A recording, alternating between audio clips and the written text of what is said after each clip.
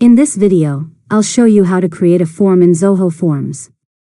Start by signing into your Zoho Forms account. From the dashboard, click Create New Form.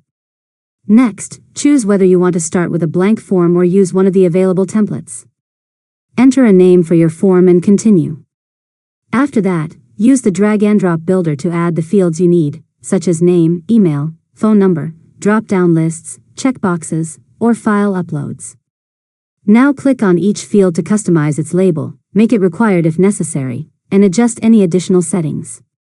Next, open the Settings section to configure confirmation messages, email notifications, and any other options you want for your form. Once everything is ready, click Publish.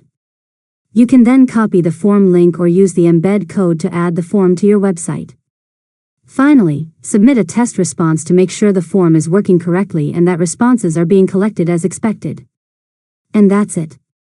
You've successfully learned how to create a form in Zoho Forms.